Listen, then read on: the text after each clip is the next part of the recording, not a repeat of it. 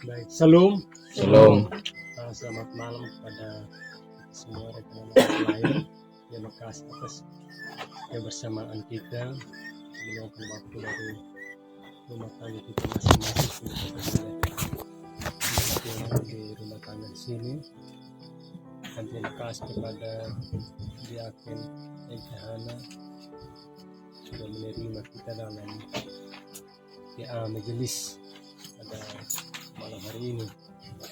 Oleh karena itu waktu dan kesempatan saya berikan kepada engkau Bapak Pendeta untuk memimpin kita dalam ibadah PA pada malam hari ini. Waktu dan kesempatan saya berikan. Baik, terima kasih Bapak penanggung jawab. Selamat malam rekan-rekan pengetua, diaken, koster, dan juga Ibu Diaken Ente Hana dengan semua keluarga di sini. Shalom. Shalom. Baik, kekasih Tuhan, mari kita siap hati, kita masuk dalam PA ini, dalam ibadah ini, dan memulainya saja kita puji Tuhan dari Kidung Jemaat nomor 60 bait 1 dan 7. Kidung Jemaat nomor 60 bait 1 dan bait 7. Hai makhluk alam semesta, dan kata-kata selanjutnya. Hai makhluk alam semesta, Tuhan Allahmu pujilah. Haleluya, haleluya. Surya perkasa dan terang, Chandra kartika cemerlang, puji Allah tiap kala. Haleluya,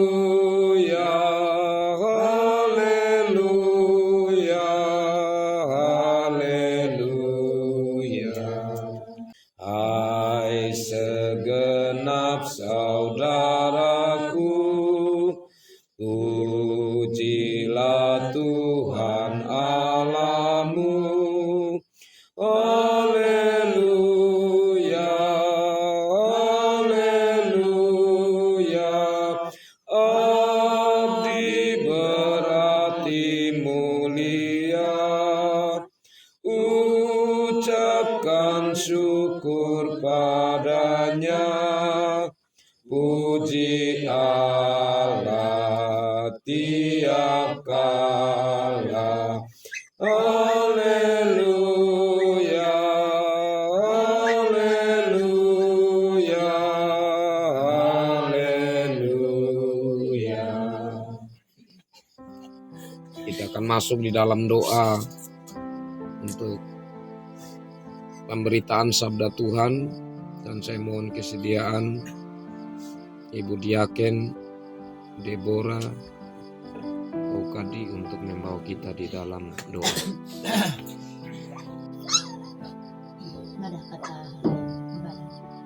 Allah amanam idik surga Allah nahngani gatih maning kengaran anam memrabin kuitu dari muri atgang ang kahoro keradat harmatan kadang maita bunyi muri nakada paawi penanung ang parawa maromat gama talak-lak ng lepah lapak niti unhin dari unhin muri itgama keturunan Diaken Ente Hana ang panung bikin ang papiakan bikin ang pakulhong bikin niyang majelis jemaat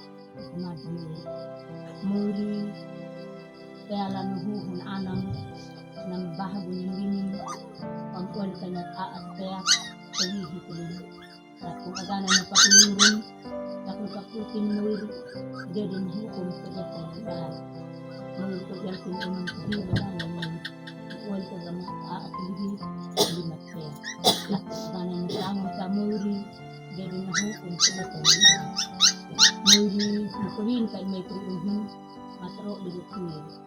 Di makatingat mo ang katombol ng karmatan. Tututid man ang pera dyan maraming. At nung kamanatan kanahalan mo Yehu Kristo, napakuntar ba ni Ama Abinagutri. Amin. Amin. Terima kasih Ibu Yaken.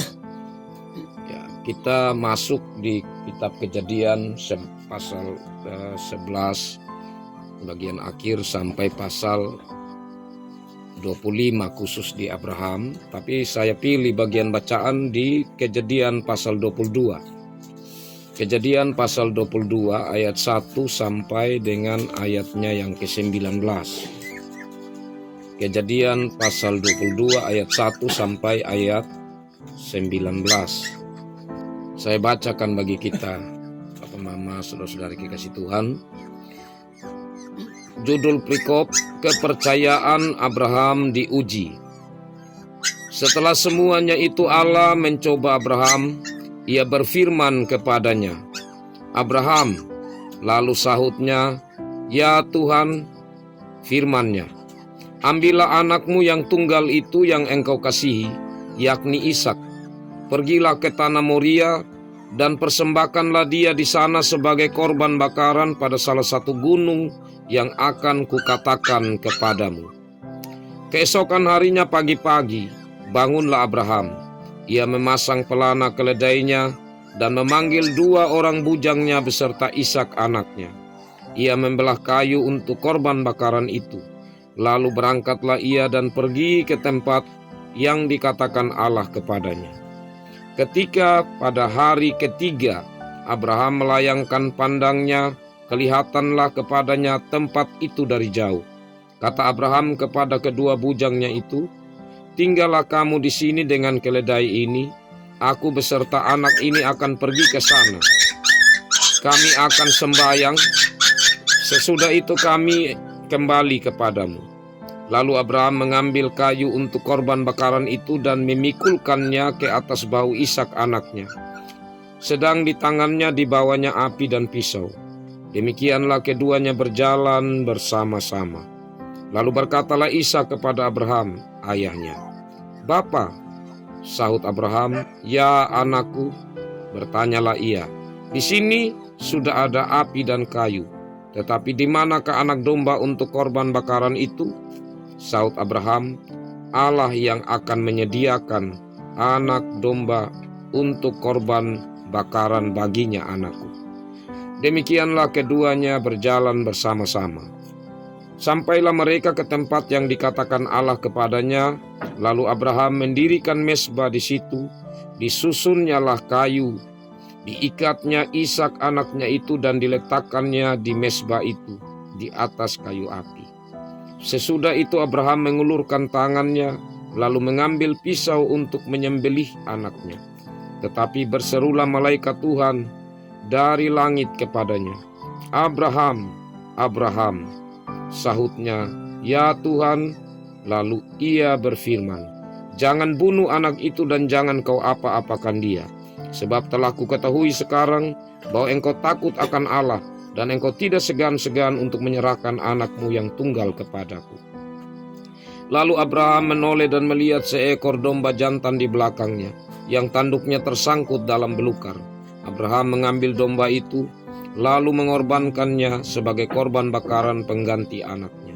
Dan Abraham menamai tempat itu, Tuhan menyediakan. Sebab itu sampai sekarang dikatakan orang, di atas gunung Tuhan akan disediakan. Untuk kedua kalinya berserulah malaikat Tuhan dari langit kepada Abraham, katanya, aku bersumpah demi diriku sendiri, demikianlah firman Tuhan. Karena engkau telah berbuat demikian dan engkau tidak segan-segan untuk menyerahkan anakmu yang tunggal kepadaku, maka aku akan memberkati engkau berlimpah-limpah dan membuat keturunanmu sangat banyak seperti bintang di langit dan seperti pasir di tepi laut. Dan keturunanmu itu akan menduduki kota-kota musuhnya. Oleh keturunanmu lah semua bangsa di bumi akan mendapat berkat, karena engkau mendengarkan firmanku. Kemudian kembalilah Abraham kepada kedua bujangnya, dan mereka bersama-sama berangkat ke Berseba, dan Abraham tinggal di Berseba. Demikian bagian sabda Tuhan. Berbahagialah kita yang selalu rindu mendengar, merenungkan, menerima firman Tuhan dan melakukan dalam hidup sehari-hari. Shalom. Shalom.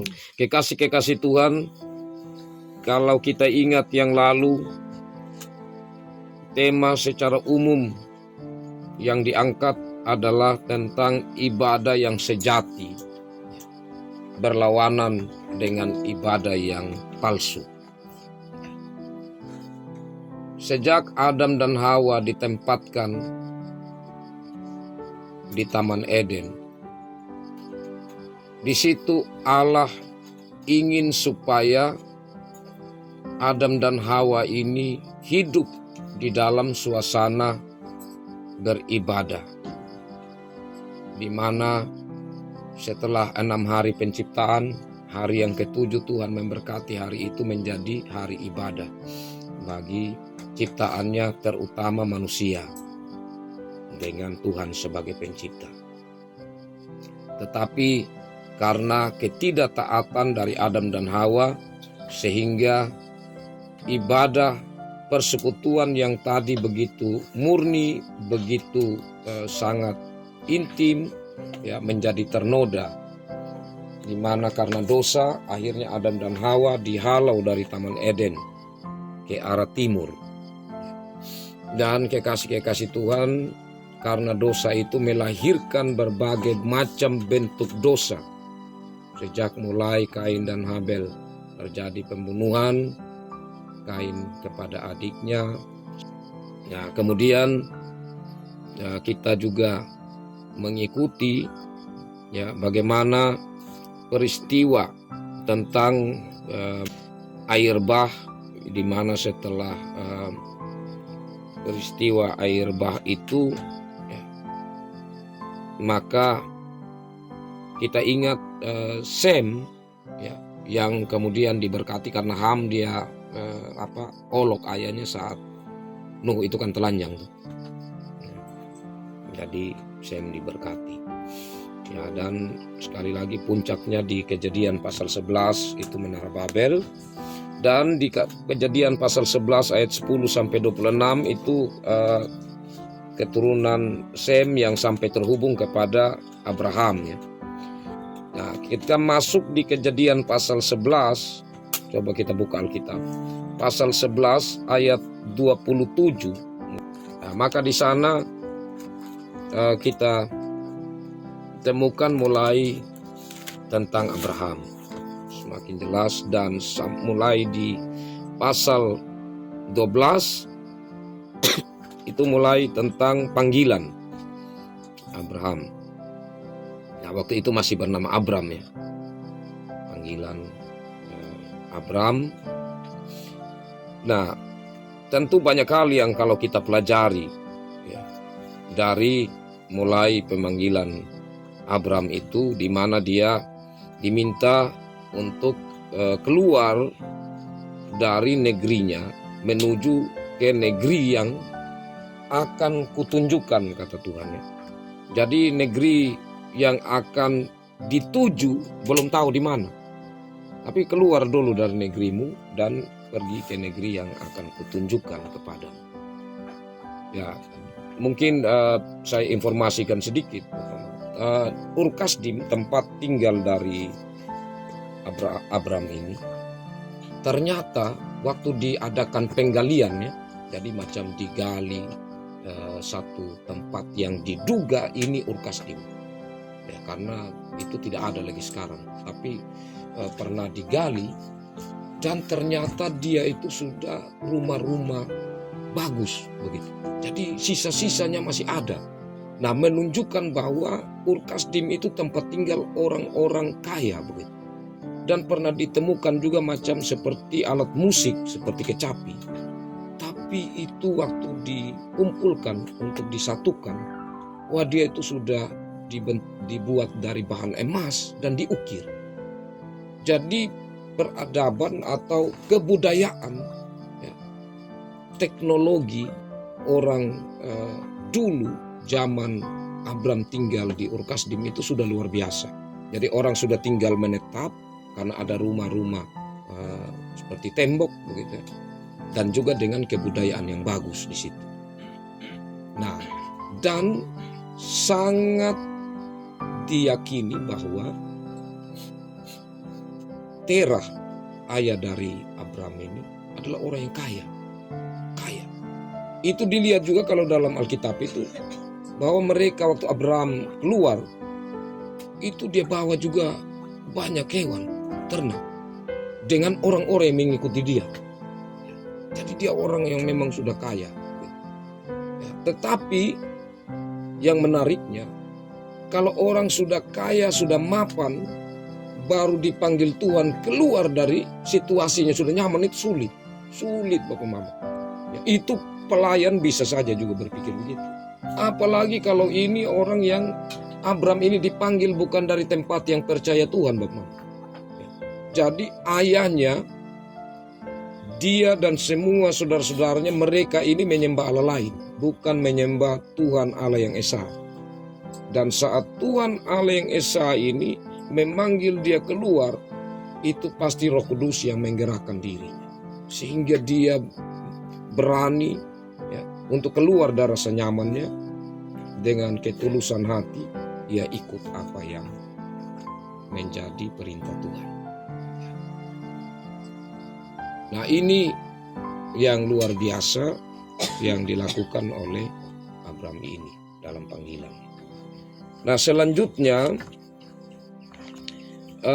di situ juga dalam panggilan Abraham ini, kalau kita perhatikan itu sekaligus janji Tuhan ada di situ. Ya.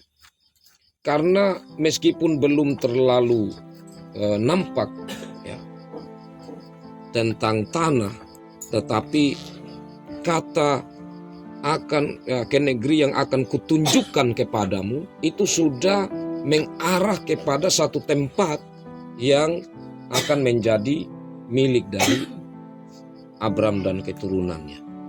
Nah, selanjutnya janji Tuhan yang berikut itu di pasal 12 ayat 2. Aku akan membuat engkau menjadi bangsa yang besar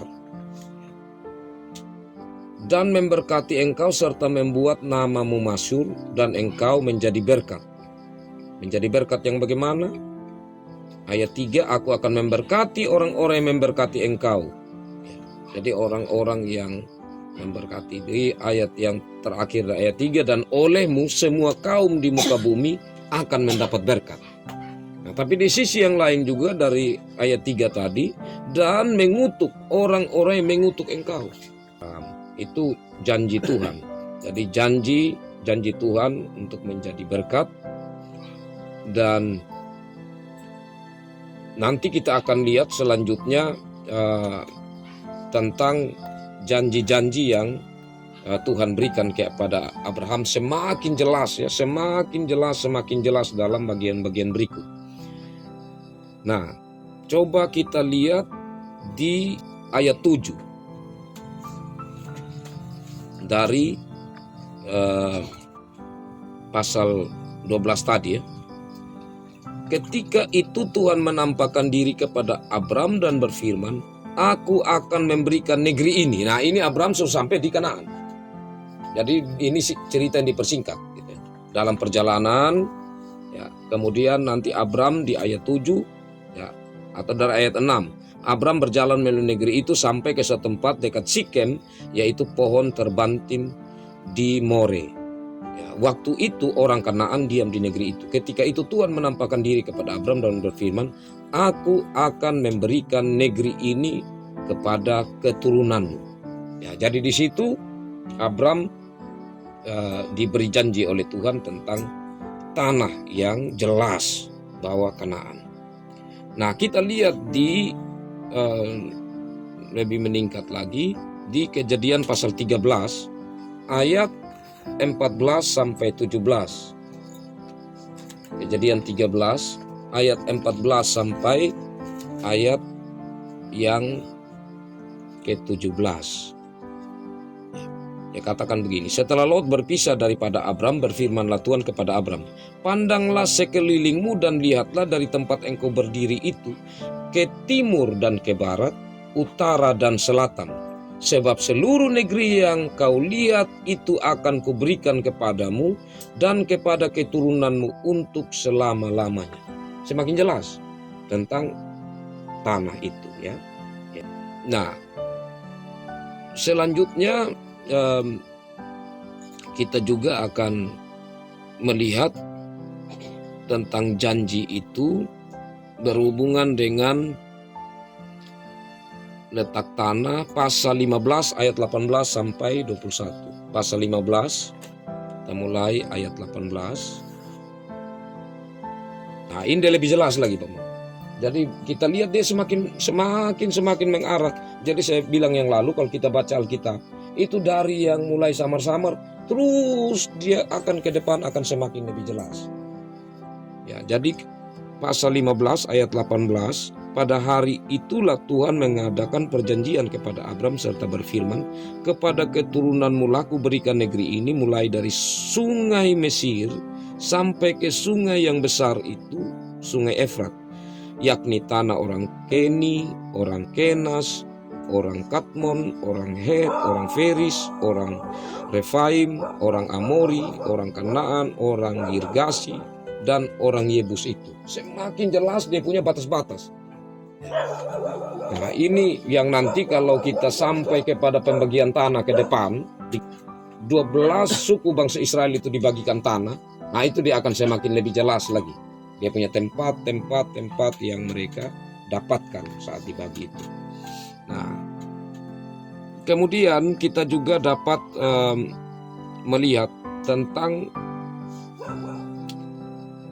apa yang Tuhan mau katakan ke depan, keadaan dari keturunan Abram ini, yaitu mereka akan melewati kesulitan. Itu Tuhan sudah sampaikan memang sebelum masuk pada kitab Keluaran. Jadi kita lihat itu di pasal 15 ayat 13. Pasal 15 ayat 13. Firman Tuhan kepada Abram, ketahuilah dengan sesungguhnya bahwa keturunanmu akan menjadi orang asing dalam suatu negeri yang bukan kepunyaan mereka, dan bahwa mereka akan diperbudak dan dianiaya 400 tahun lamanya. Jadi sudah sampaikan memang dari awal bahwa nanti mereka akan diperbudak. Di mana? Tidak disampaikan di sini. Tapi kemudian di kitab Keluaran kita tahu bahwa bangsa Israel itu 400 tahun diperbudak di Mesir. Nah, kemudian ya, karena Tuhan ini mengatakan bahwa keturunanmu nanti akan banyak, ya, Abram kan dia satu kali dia bingung, dia bilang, Tuhan, saya ini bagaimana, kita ini dia tambah tua terus, saya dan suami istri, apakah nanti yang akan menjadi ahli waris itu saya punya hamba paling tua, yang paling seperti sudah menjadi anak angkat begitu, Eliezer, ya. Tapi Tuhan bilang tidak, tetap nanti itu anak dari engkau dan Sarah. Itu kita coba lihat pasal 18 ayat 10 sampai 15. Nah, itu saat mau mengarah kepada Sodom dan Gomora yang 3 orang, salah satunya itu Tuhan Yesus, ya. Jadi kata malaikat Tuhan dengan M huruf besar itu seperti yang lalu saya sampaikan, itu sebenarnya Tuhan Yesus. Ya, jadi mulai dari ayat 10, dan firman-Nya, sesungguhnya aku akan kembali tahun depan mendapatkan engkau. Pada waktu itulah Sarah istrimu akan mempunyai seorang anak laki-laki. Dan Sarah mendengar pada pintu kemah yang di belakangnya. Adapun Abram dan Sarah telah tua dan lanjut umurnya, dan Sarah telah mati haid. Jadi tertawalah Sarah dalam hatinya, katanya, akan beraihkah aku setelah aku sudah layu, sedangkan tuanku sudah tua? Lalu berfirmanlah Tuhan kepada Abram, mengapa Sarah tertawa dan berkata, sungguhkah aku akan melahirkan anak sedangkan aku sudah tua? Ya. Adakah sesuatu apapun yang mustahil untuk Tuhan? Pada waktu yang telah ditetapkan itu, tahun depan aku akan kembali dan mendapatkan engkau. Pada waktu itulah Sarah mempunyai seorang anak laki-laki. Ya. Jadi sampai pada akhirnya, kalau kita perhatikan di ayat pasal 21, ya. Pasal 21 jelas di situ. Itu tentang lahirnya Ishak. Nah, selain itu penting sekali untuk kita melihat juga tentang tema ibadah kita yang lalu itu salah satunya adalah mesbah, dan sebenarnya itu penting sekali. Di mana saya sampaikan yang lalu bahwa mesbah itu sejak Habel itu sama-sama. Ya, kan Kain dan Habel mempersembahkan korban, ya pasti itu di atas mesbah. Karena binatang itu ditaruh di atas mesbah, dibakar untuk kemudian dipersembahkan kepada Tuhan. Ya demikian pun hasil bumi. Ya tapi mesbah itu, ya kalau kita ingat yang saya sampaikan yang lalu, dia sampai menjadi jelas karena tercantum ya dalam firman kata mesbah itu mulai dari saat zaman Nuh. Saat Nuh turun dari bahtera, maka di situ dia membangun mesbah dan dia mulai mempersembahkan korban kepada Tuhan. Dan kita ingat bahwa korban yang disediakan oleh Nuh itu adalah korban yang sebenarnya disediakan oleh Tuhan, karena tidak ada andil bagi Nuh untuk mendapatkan korban, karena semua hewan ya, ternak yang keluar dari bahtera itu semua yang Tuhan sendiri gerakan mereka untuk datang sendiri di bahtera Nuh. Ya kita ingat itu. Nah, kita lihat di Abraham itu mulai dari pasal 12 ayat 7. Ya, di situ kita mulai melihat tentang pendirian mesbah. Ya, jadi tentang Abraham mulai dari pasal 12, kita lihat ayat 7, ketika itu Tuhan menampakkan diri kepada Abraham yang tadi ya. Aku akan memberikan negeri ini kepada keturunan, maka didirikannya di situ mesbah bagi Tuhan yang telah menampakkan diri kepadanya. Jadi alasan atau latar belakang dari pendirian mesbah itu karena Tuhan menampakkan diri kepada Abraham. Nah selanjutnya kita lihat di tentang apa juga ya, tentang tempat ya. Tentang tempat itu dekat Sikem ya, di ayat 6 ya. Abraham berjalan melalui negeri sampai ke suatu tempat dekat Sikem, yakni pohon terbanting di More. Nah ini kita akan temukan tentang pohon. Jadi mesbah itu dia dibangun ya, itu ada juga satu ikatan dengan pohon. Ya, ini mengingatkan tentang di Taman Eden itu ya, peristiwa pohon itu. Nah, kita lanjut, kita lihat itu di 12 ayat 8. Ya, di pasal 12 ayat 8, kemudian ia pindah dari situ, ya, dari Sikem tadi, ke pegunungan di sebelah timur Betel. Ia memasang kemahnya di Betel di sebelah barat dan Ai di sebelah timur. Jadi ini antara Betel dan Ai. Jadi Betel di sebelah barat, Ai di sebelah timur. Jadi di antara itu atau di dua di tengah itu dia mendirikan di situ mesbah bagi Tuhan dan memanggil nama Tuhan. Nah ini kan mengingatkan kita kepada keturunan dari Set yang lalu ya. Keturunan dari Set sampai ke Enos itu kan sejak zaman itu orang mulai memanggil nama Tuhan. Itu di tentang keturunan dari Set yang lalu. Ya, jadi tema ibadah di sini adalah memanggil nama Tuhan. Kalau yang tadi itu karena bertemu Tuhan di situ, sekarang ia mendirikan kemah dan mesbah dan di situ ia memanggil nama Tuhan. Jadi ibadah ya, salah satu temanya yang penting sekali adalah memanggil nama Tuhan.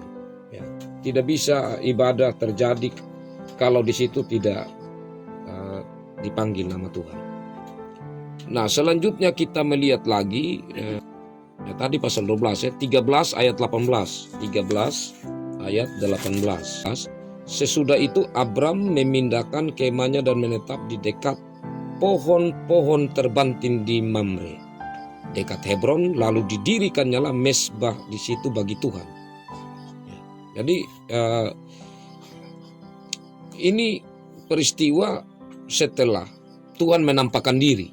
Memang tidak disampaikan, tetapi kalau kita melihat dari pasal 14, ya sebenarnya Tuhan telah menampakkan diri kepada Abram sehingga kemudian Abram mendirikan mesbah di situ. Jadi ini muncul lagi ya di dekat Hebron itu pohon-pohon terbanting ya, di Mamre. Nah, selanjutnya kita melihat di 15 ayat 9, itu juga dekat Hebron. 15 ayat 9. Firman Tuhan kepadanya, ambillah bagiku seekor lembu betina berumur 3 tahun, seekor kambing betina berumur 3 tahun, seekor domba jantan berumur 3 tahun, seekor burung tekukur dan seekor anak burung merpati. Nah, diambilnya semua dan selanjutnya. Ya, ini Abram ya diminta untuk memberi persembahan kepada Tuhan, dan ya korban persembahan itu ditentukan oleh Tuhan sendiri. Dan nanti Bapak Mama kita akan temukan ya, di kitab, contohnya kitab Imamat ke depan, kita akan temukan bahwa binatang-binatang atau binatang korban yang ditentukan oleh Tuhan ini itu akan berlaku terus. Akan berlaku terus. Jadi ini sudah disampaikan sejak dari Abram. Dan baru muncul kali ini ya. Sebelum-sebelumnya kan hanya mendirikan mesbah, memanggil nama Tuhan, menyembah Tuhan, tetapi korban itu baru muncul di sini.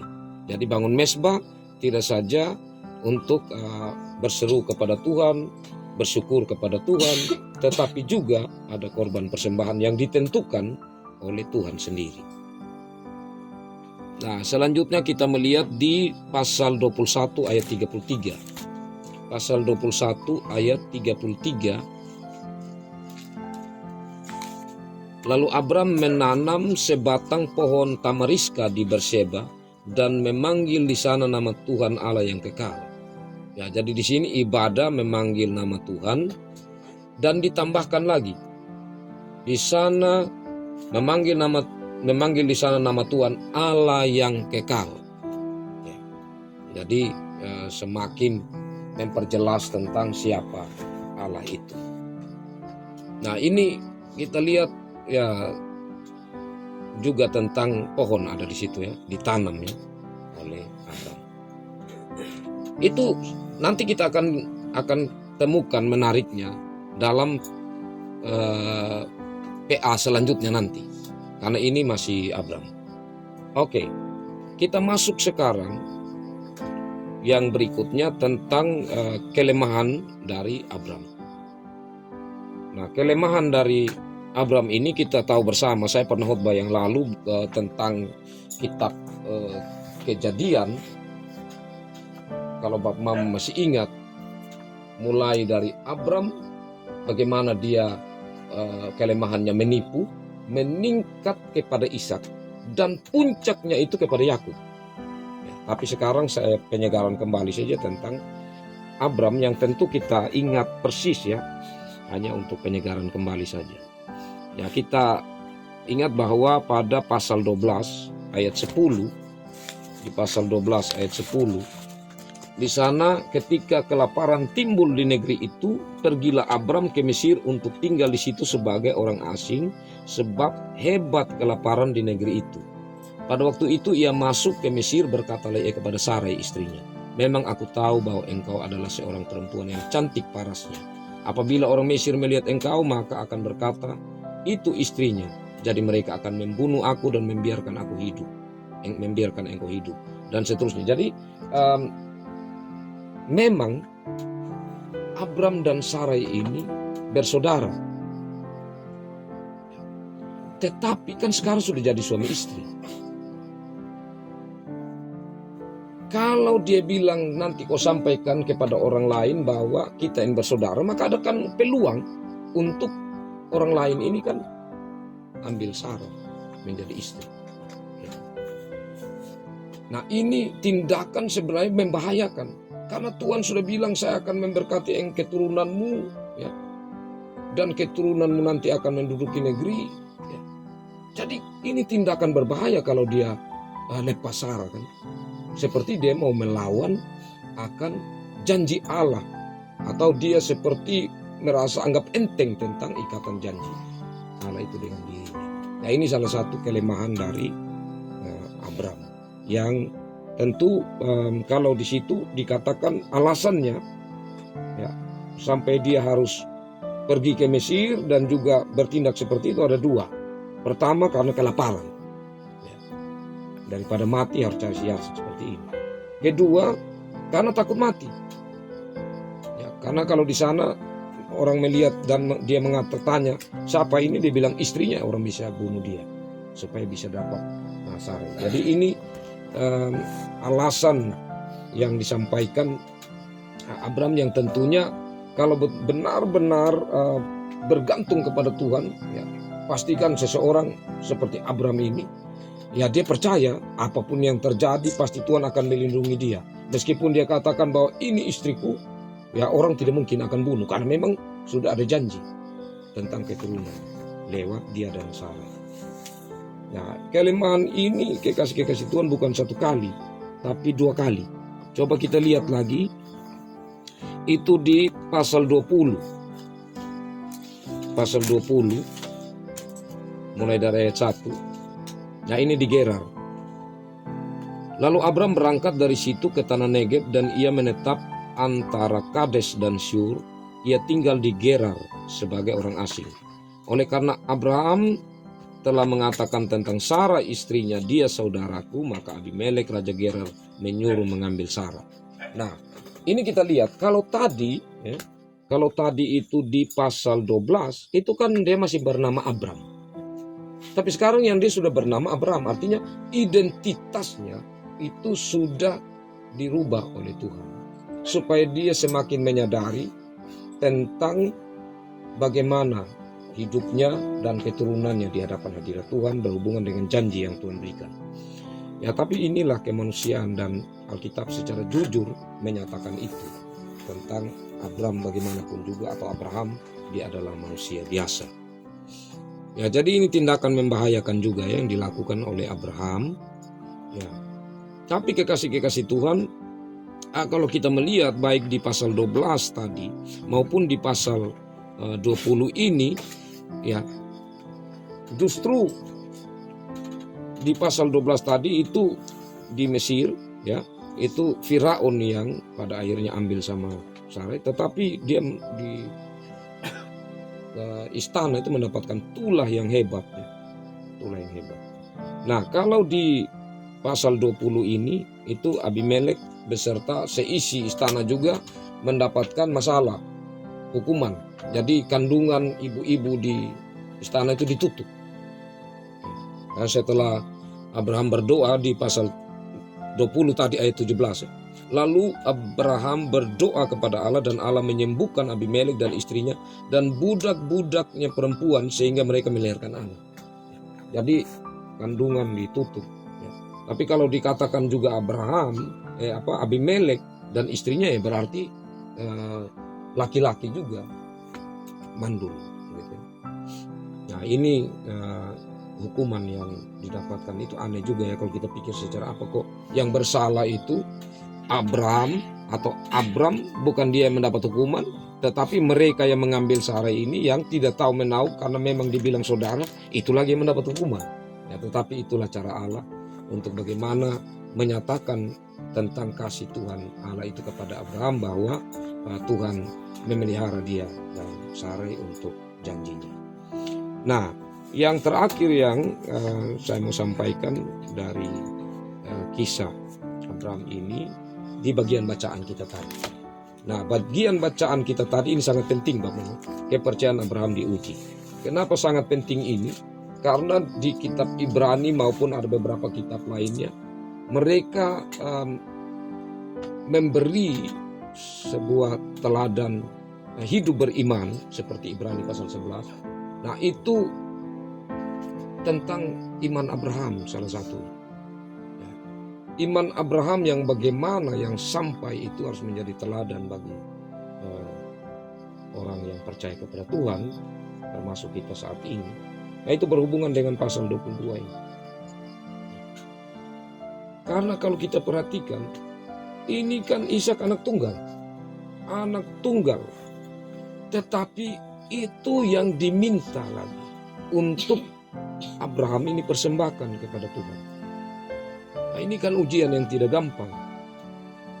Dan kalau kita melihat perjalanannya Bapak Mama, Nah, sekarang seandainya kalau kita renungkan secara kisah ya, untuk lebih mendetail begitu. Tuhan datang berfirman, Abraham, ya, saya minta engkau bawa anakmu untuk dipersembahkan ya, ke tanah Moria. Di sana di tanah Moria banyak gunung. Tapi gunung yang mana juga Tuhan tidak kasih tahu. Itu pasti malam itu Abraham itu bergumul. Besok bagaimana cara dia bergumul, mungkin juga dia bisa sulit tidur. Karena apa? Saya bagaimana caranya? Apa yang saya harus siapkan? Kemudian kasih tahu sama Sarah atau tidak? Kalau kasih tahu Sarah, pasti Sarah, wah ini ibu yang melahirkan, pasti dia kasih gagal. Dia bilang, kenapa kau mesti ikut maunya Tuhan? Ini anak saya lahirkan di masa tua, saya senang sekali. Pasti itu Sarah akan cari cara supaya Abraham itu tidak jadi pergi. Jadi saya yakin Abraham itu sembunyi dengan Sarah. Dia tidak kasih tahu. Nah, selanjutnya dia sudah siapkan kayu apa dan kemudian dengan 2 orang bujang ya, untuk sama-sama. Itu dalam perjalanan ya, kan ini jauh. Ya, jauh tempat jalan. Itu bergumul betul pasti kan. Bergumul betul. Ya, kalau macam kita saja bisa kita bilang, wah biar supaya sampai sana lebih baik tengah malam. Begitu. Duduk dulu, istirahat dulu, malam lambar jalan supaya Tuhan kasih batal begitu. Atau sebentar mungkin Tuhan datang, Abraham biar sudah mungkin Tuhan menyesal begitu ya. Tapi Abraham dia tidak berlambat-lambat. Dia jalan. Dan orang yang berjalan bersama Tuhan dengan iman, dia akan punya insting, dia akan punya kemampuan untuk tahu tempat yang pasti. Jadi Tuhan tidak kasih tahu di sana, begitu ya. Memang di Moria, tanah Moria itu banyak gunung, tapi akhirnya dia tahu itu tempat yang harus dia tuju. Jadi dia suruh 2 bujangnya tinggal di situ. Nah pertanyaannya kenapa dia suruh tinggal? Mereka tinggal. Itu juga menarik. Kemungkinan paling besar namanya ini kan mereka yang sudah lama bersama-sama dengan Abraham dan Ishak. Pasti kalau Abraham mau ikat sama Ishak udah marah pasti. Kalau Ishak apa lebar teriak pasti ini 2 bujang dibantu, ya kan? Wah ini dia sudah rencanakan, memang malam itu dia pikir panjang. Jadi dia bilang kamu 2 tinggal sini ya. Saya dan saya punya anak mau pergi di sana. Padahal kalau kita perhatikan ayat tadi itu masih jauh. Dalam perjalanan dia sendiri dan anaknya itu pasti semakin berat sebenarnya. Wah ini saya bawa satu anak saya dan dia saja. Bagaimana ya? Apalagi saat Ishak tanya, Bapak, ini sudah ada kayu ini, ada api. Baru di mana sudah ini hewan korban? Tapi dengan iman, Abraham bilang, Tuhan yang sediakan anak. Wah tidak gampang Bapak. Tidak gampang. Dia memberikan pernyataan itu. Tapi itu sebenarnya pernyataan iman. Karena saat ia mengatakan Tuhan yang akan menyediakan, secara iman dia percaya bahwa tidak mungkin Tuhan akan korbankan Ishak. Kalaupun pada akhirnya Ishak ini harus dia bunuh, pasti Tuhan akan bangkitkan Ishak kembali. Itu dia punya keyakinan. Kenapa? Karena kita lihat sebentar. Nah, selanjutnya saat sudah tiba di lokasi, itu yang paling berat. Paling berat. Karena sekarang dia mulai ikat tangannya Ishak. Nah menariknya kenapa Ishak tidak berontak, itu juga menarik. Karena kalau Ishak berontak pasti ini cerita dia panjang lagi kan. Apalagi kenapa lagi bapak mau ikat sama saya, pasti saya sudah bapak mau korbankan ini. Nah itu dia bisa lari terbirit-birit, itu ceritanya lain lagi. Bisa Abraham sendiri sengaja lepas, biar sudah dia lari. Mungkin sebentar Tuhan kasihan lihat sama keadaan. Ya. Tetapi Ishak menunjukkan di situ dia juga beriman. Karena itu kalau kita lihat di Ibrani pasal 11, meskipun tidak diterangkan dalam Ibrani pasal 11 tentang ya, orang-orang beriman di situ, tetapi di situ nama Ishak juga ada, menunjukkan bahwa Ishak ini adalah orang beriman dari kisah saat ya, Abraham ini mau bunuh dia. Dia diam saja. Lebih lagi saat taruh di atas ya, mezbah korban. Dia diam saja. Sampai pada akhirnya Abraham ini angkat pisau kan. Wah, itu luar biasa sebagai seorang ayah. Ya, itu tidak mudah. Dan juga sebagai Ishak, dia harus pasrah, itu tidak mudah. Tapi disitulah. Dan ini yang saya mau sampaikan Bapak Mama. Selama ini saya sampaikan tentang malaikat Tuhan. Maka kita lihat persis ada di sini. Dalam bacaan kita. Ayat 11 dari 22 tadi. Tetapi berserulah, itu huruf besar ya. M. Malaikat Tuhan dari langit kepadanya. Abraham, sahutnya, ya Tuhan. Dia bukan bilang ya malaikat, ya kan? Karena ini memang Tuhan atau Yesus. Lalu ia berfirman, jangan bunuh anak itu dan jangan kau apa-apakan dia, sebab telah ku ketahui. Ya. Malaikat tidak berani omong begitu ya. Ini hanya Tuhan yang berani omong begitu. Atau yang wajar, yang layak untuk berbicara seperti itu. Sebab telah ku ketahui sekarang bahwa engkau takut akan Allah dan engkau tidak segan-segan untuk menyerahkan anakmu yang tunggal kepadaku. Ya. Ku itu terakhir huruf besar. Ini menunjukkan bahwa memang itu Yesus. Karena kalau kita akan sampai di perjanjian baru nanti, bahwa benar-benar Yesus itu adalah pemimpin dari malaikat. Nah, kita akan sampai juga nanti gambarannya tentang malaikat ini ya, di Yakub. Nah, tapi kalau kita perhatikan sebelumnya juga kita dapat juga peristiwa Sodom dan Gomora. Itu sebenarnya di situ sudah jelas tentang malaikat Tuhan yang nanti 2 orang saja yang sampai di Sodom dan Gomora dari 3 orang yang datang.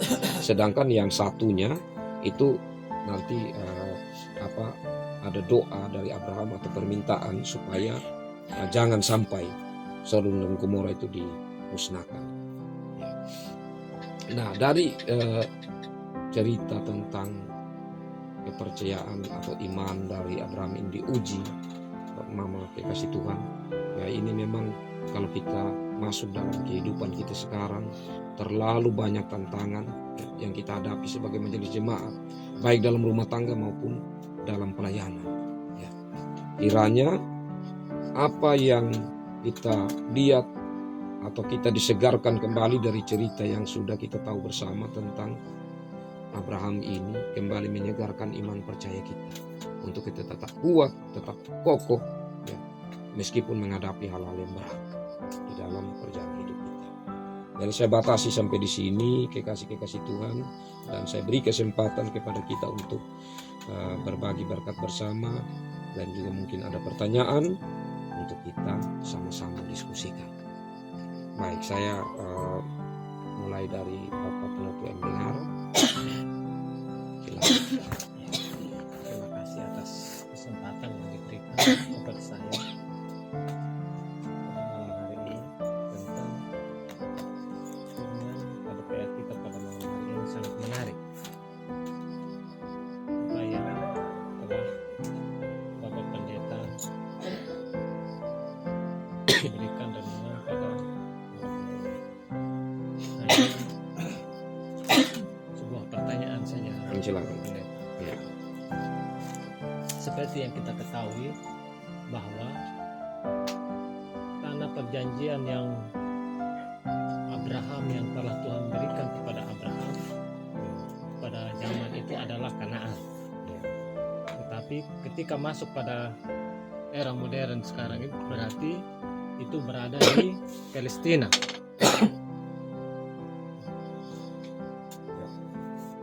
Yang menjadi pertanyaan saya, Bapak, mengapa tanah perjanjian itu tidak dimiliki oleh bangsa Israel? Padahal zamannya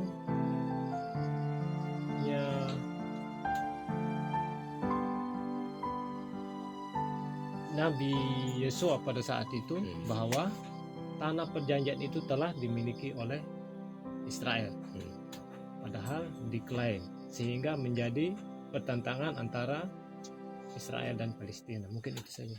Ya, baik, terima kasih. Jadi ini konteks ya. Kalau kita berbicara sekarang itu dia lebih kepada politik.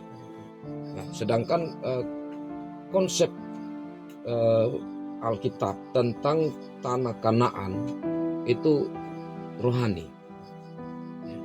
Jadi kalau ingat yang saya sampaikan yang lalu, Eden itu ada di dunia.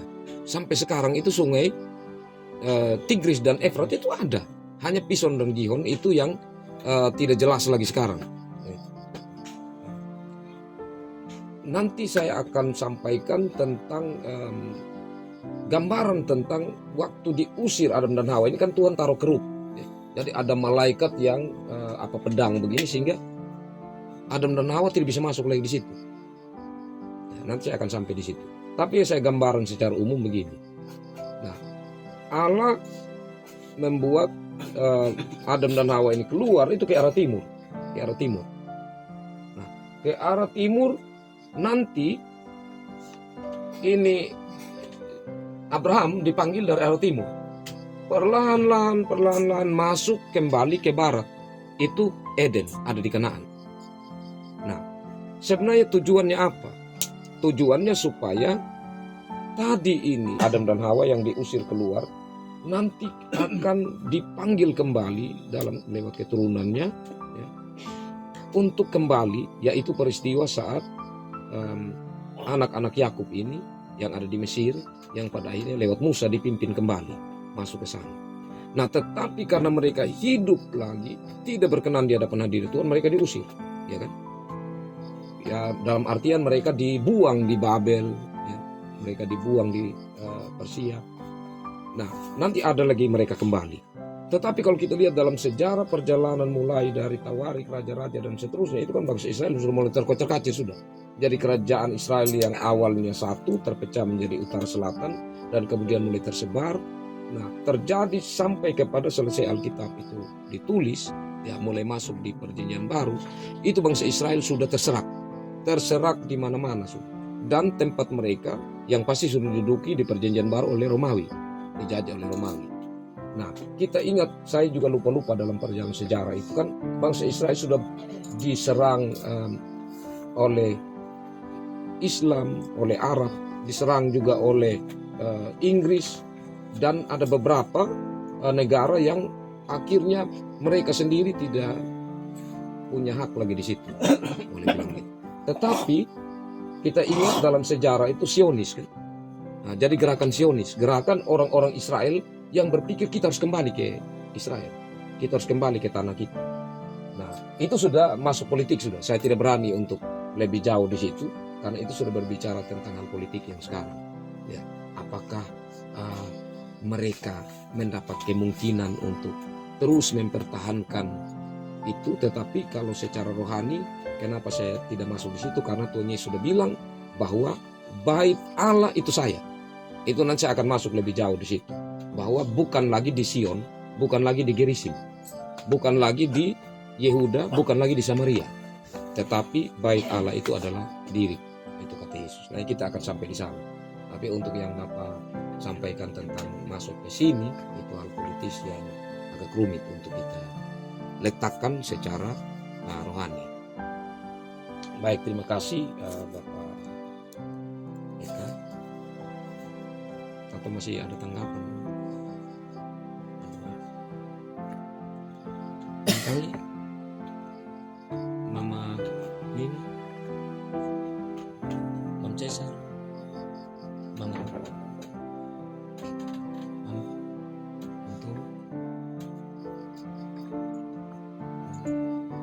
Indra, Bab Angel, Bagus, Bapak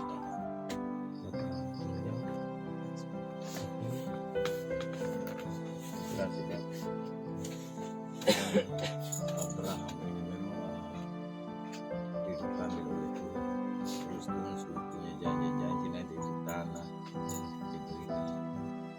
Saya merasa ngeri kalau apa dipuji itu punya imannya Abraham. Saya bayangkan ketika andai kita jadi Abraham,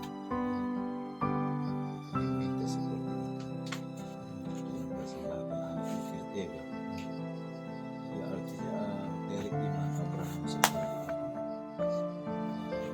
Dan di kehidupan kita semalam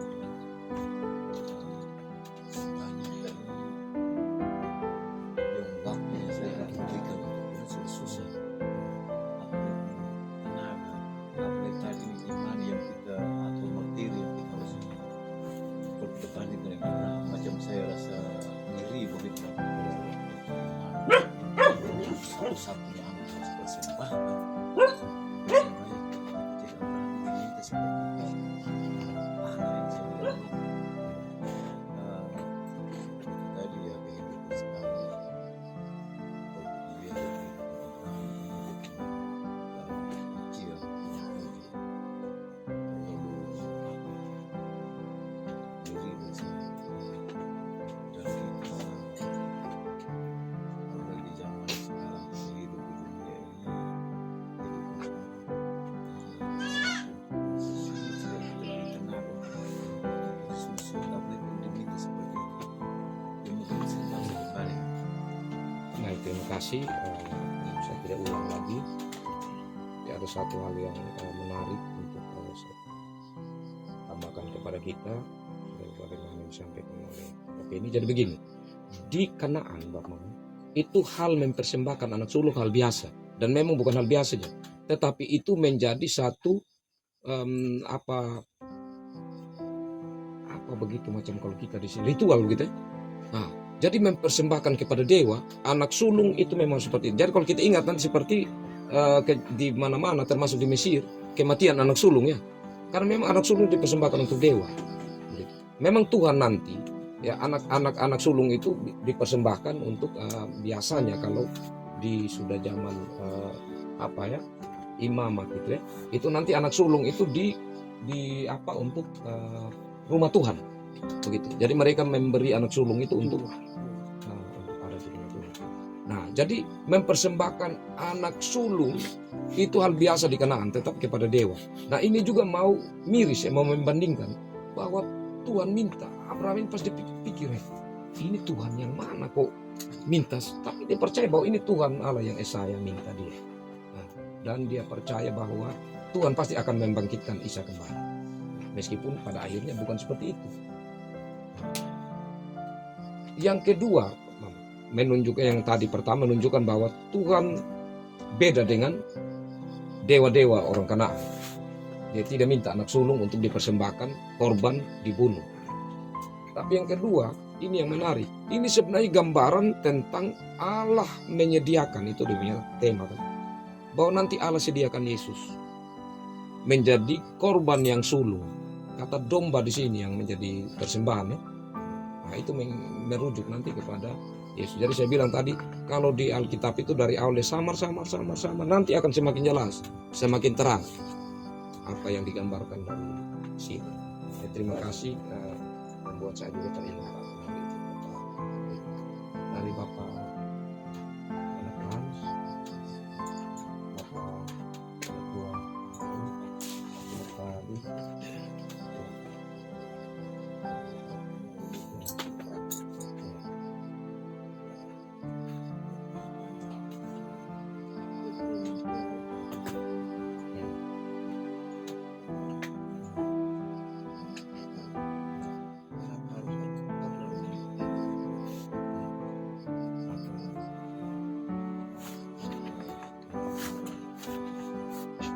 terima kasih, itu juga menarik.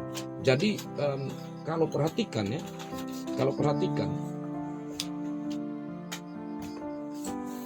biasanya itu kan yang punya hak dan yang seharusnya prioritas itu anak sulung ya. Saya kasih umum ya. Nah, nanti kita akan lihat selanjutnya seperti anak sebelum Ishak itu kan ada, meskipun itu dengan Hagar kalau tidak salah ya, Ismail ya. Kenapa bukan Ismail? Tapi harus yang terus waktu Ishak lagi, dia punya anak adalah Esau dan Yakub. Esau kan lebih kakak.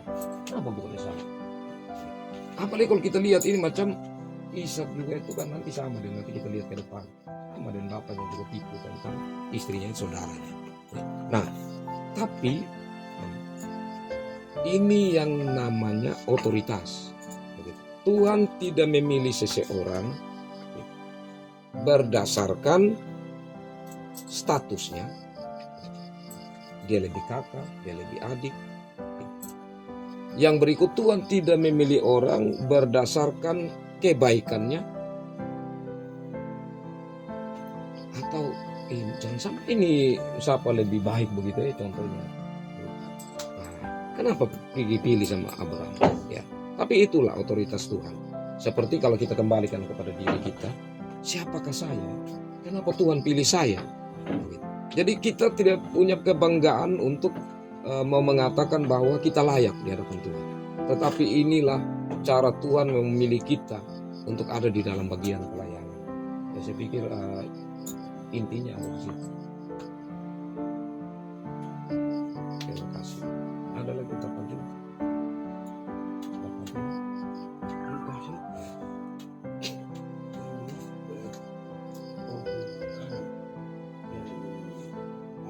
Ya.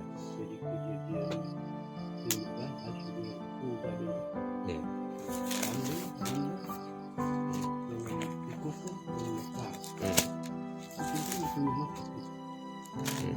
Lalu ini gambar dipotong dua, dibuat ini sebentar. Itu yang terima cabut. Ya, jadi itu biasanya itu berhubungan dengan perjanjian. Jadi kalau di belah dua itu nanti juga akan lihat waktu di peristiwa kalau saya tidak salah Abraham dan Abimelek. Nah, jadi nanti mereka akan berjalan di tengah. Jadi bagi dua itu punya makna tentang perjanjian. Jadi ikatan perjanjian yang dibangun oleh Tuhan dan Abraham itu tidak tertutup. Jadi kan bagi dua itu terbuka kan? Jadi itu berhubungan dengan perjanjian. Nah, sedangkan kalau yang kecil itu kan yang tidak dibagi dua ada juga. Dikukur ya. Tapi burung-burung itu tidak dipotong dua. Nah, itu nanti kalau kita ketemu saya lanjut di imamat itu nanti berhubungan dengan orang-orang yang janda begitu, yang miskin, itu yang tidak mampu, itu yang bawa ini untuk penghapusan dosa begitu. Nanti orang cukup lah begitu. Nah, macam menolok lagi kalau ini burung sudah kecil baru dibagi dua lagi begitu, baru di ini untuk seperti hewan-hewan yang lain yang besar gitu. Jadi ya sudah biar dia utuh. Ya, jadi dia punya makna. Oke, saya nanti baru kita lebih jelasnya nanti waktu sudah masuk di kitab selanjutnya khususnya di imamat ya.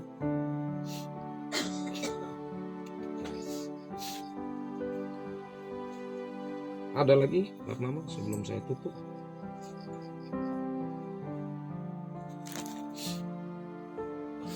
Oke, kalau tidak ada baik saya tutup dengan kalau kita lanjutkan, saya bilang sampai pasal 25 ya. Kita lihat Sarah mati dan dikuburkan. Di situ kita melihat bahwa pertemuan yang indah antara penduduk setempat ya, di Hebron itu dengan Abraham pasal 23 ya. Jadi di situ Abraham dia tidak mau free, tapi dia mau beli itu tempat. Ya, itu menunjukkan juga tanggung jawab dia. Jadi beli itu tempat, meskipun orang-orang di situ tinggal saja, ambil saja, mana yang kau suka ambil sih. Apalagi itu menunjukkan bahwa Abraham dia hidup di tengah-tengah satu lingkungan, dia baik sekali. Ya, jadi dia betul-betul menjaga karakternya sebagai anak Tuhan. Jadi orang sih sangat menghormati, bayangkan di tempat ambil saja terserah, tapi dia bilang tidak, saya mau beli.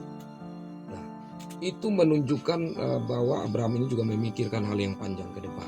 Dia taruh istrinya, dia pikir dia akan mati juga ke depan. Biarlah di situ tidak ada yang ganggu gugat lagi. Dia tempatkan di situ untuk dia sudah mati, tetapi anak-anak tidak pusing lagi ke depan.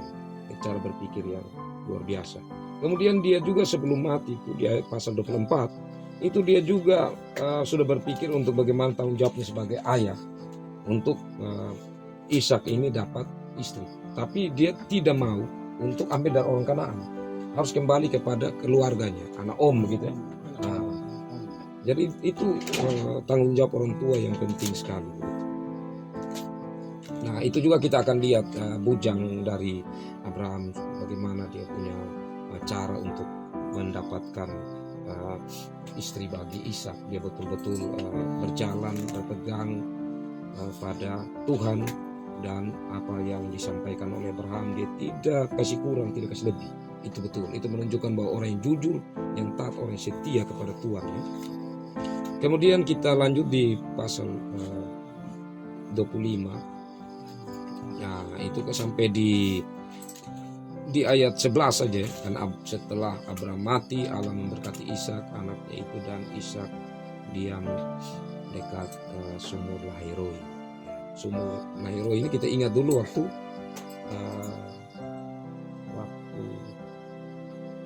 mamanya Ismail, siapa yang lari itu, Hagar ya, yang kemudian akhirnya dia di situ dia menangis ya. Itu dicoba pasal 16 ayat 13. Pasal 16 ayat 13. Kemudian Hagar menamakan Tuhan yang telah berfirman kepadanya dengan sebutan engkaulah El Roi, sebab katanya bukanlah di sini kulihat dia yang telah melihat aku, sebab itu sumur tadi disebutkan orang sumur Lahairoi. Ya, jadi pada akhirnya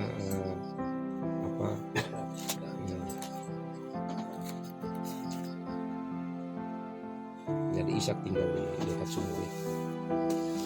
Baik, sampai di sini kasih Tuhan, nanti saya minta maaf. Saya sudah ketik ini Bapak Mama. Ini sudah ketik semua. Hanya saya print tadi tidak ini, jadi nanti kalau jadi ke depan saya bagikan dalam pertemuan berikut kepada kita. Kita akan lanjut nanti khusus di Ishak dan Yakub, karena kalau Ishak tidak terlalu banyak, Yakub agak panjang, tapi lebih panjang juga lagi nanti Yusuf. Jadi nanti yang pertemuan berikut Ishak dan Yakub.